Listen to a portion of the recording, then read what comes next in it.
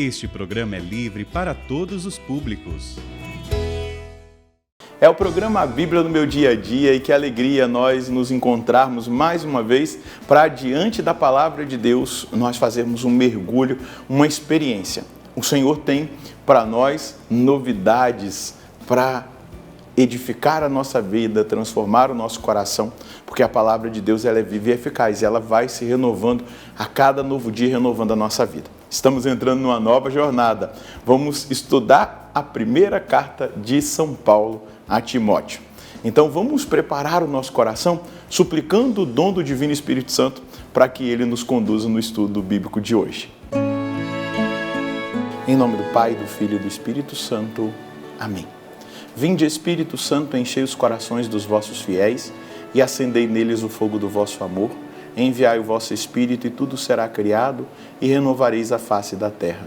Oremos, ó Deus que instruíste os corações dos vossos fiéis com a luz do Espírito Santo.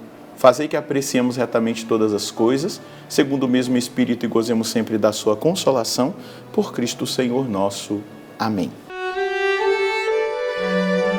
Nós estamos entrando numa nova jornada de estudo bíblico. Isso mesmo, vamos estudar a carta de Timóteo, a primeira carta. Então quero convidar você a pegar a sua Bíblia, abrir aí na primeira de Timóteo, também pegar o seu caderno de estudos, para que a gente possa fazer o nosso estudo hoje, desse primeiro momento que nós vamos ter contato com essa carta pastoral. Então, 1 Timóteo, capítulo 1, versículos de 1 a 7. 1 Timóteo, capítulo 1, versículos de 1 a 7. Vamos entender um pouquinho essa realidade. São cartas pastorais, orientações pastorais que Paulo dá a Timóteo, a Tito. Então nós vamos tocar nessa realidade das cartas pastorais. Quem é Timóteo? É discípulo do apóstolo Paulo. Foi ali evangelizado e tornou-se missionário junto com o apóstolo. E onde Timóteo está nesse momento em que Paulo envia essa carta? Timóteo está como bispo da igreja de Éfeso. E Paulo, ali pelos anos 60, do ano 60 até 67, a prisão de Paulo até o martírio, né? De 60 a 67, Paulo está preso em Roma, não é? No cárcere, e dali ele escreve, na verdade era uma prisão domiciliar, ele escreve essa carta a Timóteo. E o que está acontecendo para Paulo escrever uma carta pastoral? Existia uma confusão pastoral na cidade de Éfeso, não é? Eles estavam vivendo um drama, porque existiam ali líderes desta comunidade que tinham se desviado doutrinariamente, estavam ensinando uma doutrina confusa e que não estava de acordo com o ensinamento dos apóstolos. Então, Paulo escreve essa carta para, em primeiro lugar, fortalecer Timóteo, incentivar Timóteo a tomar as medidas necessárias, a corrigir as doutrinas que estavam sendo ali ensinadas. Então, por isso, uma carta pastoral, para a gente entender. As cartas pastorais, elas exigem de nós essa adequação da nossa vida, da nossa vivência eclesial, doutrinal, para vivermos verdadeiramente aquela que é a vontade do Senhor. Vamos ler, então, esse trecho do capítulo 1 da primeira de Timóteo, versículos de 1 a 7. Paulo, apóstolo do Cristo Jesus, por ordem de Deus, nosso Salvador, e do Cristo Jesus, nossa esperança. A Timóteo, meu filho legítimo na fé. Graça, misericórdia e paz da parte de Deus, Pai, e do Cristo Jesus, nosso Senhor. Ao partir para a Macedônia, eu te exortei a ficares em Éfeso, para recomendares a alguns que não ensinassem doutrinas diferentes, nem dessem atenção a fábulas e a genealogias intermináveis.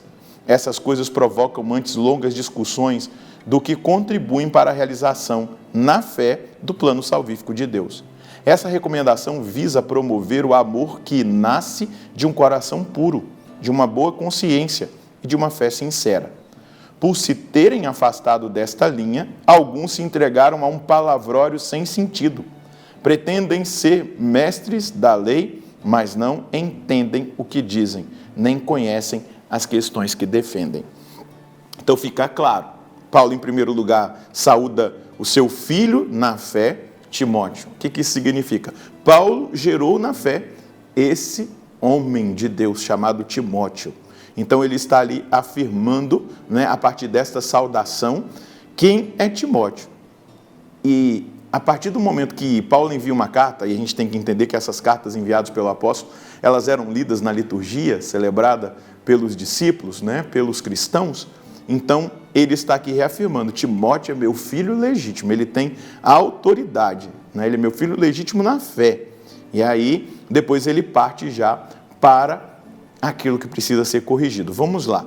Ao partir para a Macedônia, eu te exorto a ficares em Éfeso, para recomendares a alguns que não ensinassem doutrinas diferentes. Então, estavam sendo ensinadas doutrinas diferentes. Gente, olha só, isso lá no ano 60 depois de Cristo, já existiam essas coisas. Então, a gente não deve ficar assustado quando a gente vê ensinamentos dentro da própria realidade eclesial que estão contrários. O que a gente precisa contrários à sã doutrina da salvação. O que a gente precisa fazer é ter uma solidez doutrinária, conhecer a doutrina, ler o catecismo da igreja, informar-se daquilo que já está estabelecido no magistério da igreja, na tradição.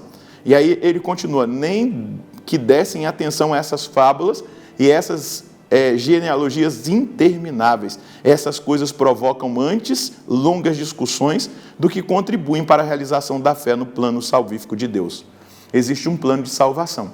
E tudo aquilo que estava sendo ensinado por esses mestres ali, que se colocavam na comunidade de Éfeso, eles apresentavam uma longa e complexa e não bíblica genealogia no Gênesis. Eles tinham alguns mistérios ali que eles defendiam, algumas fábulas, e isso confundia, isso desviava do plano salvífico da salvação. Até redundante, né? Mas do plano salvífico de Deus para a nossa salvação. Deus tem um plano para a nossa salvação, e esse plano passa pela vivência da doutrina da igreja, da palavra, dos sacramentos, daquilo que a igreja nos oferece. Nós não podemos nos desviar disso. Nós não podemos acrescentar ou tirar aquilo que a gente acha que é devido ou não. Eu sou católico, mas eu concordo com isso e não concordo com aquilo. Especialmente hoje a gente percebe isso dentro da doutrina moral. Eu sou católico, mas não concordo com essa posição da igreja. Peraí, ou eu sou, eu não sou, né? Então Paulo está aqui exortando a Timóteo para que ele permaneça firme e seja firme na igreja de Éfeso, porque existe um plano de salvação.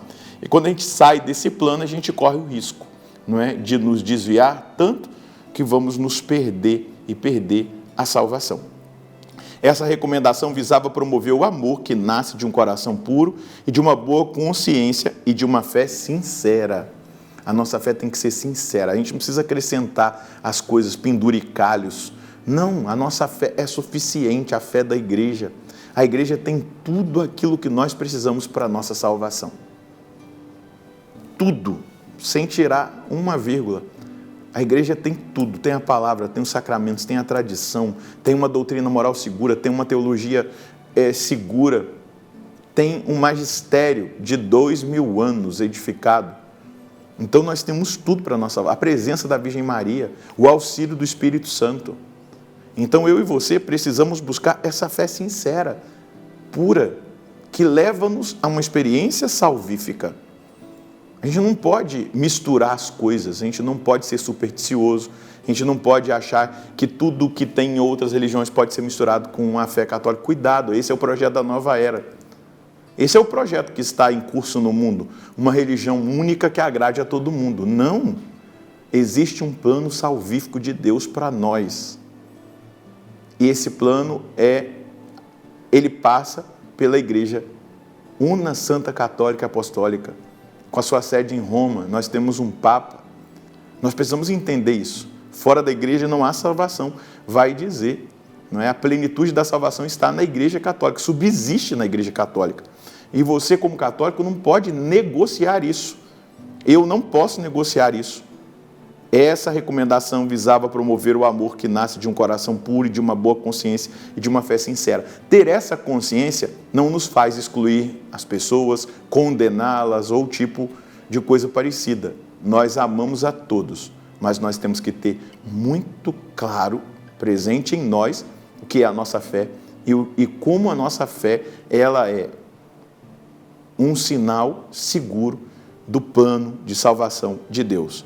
E aí continua Paulo: por se terem afastado dessa linha, alguns se entregaram ao palavrório sem sentido, pretendem ser mestres da lei, mas não entendem o que dizem e nem conhecem as questões que defendem. Então, Paulo está colocando em estado de correção a comunidade de Éfeso, e aí a gente precisa atualizar essa palavra.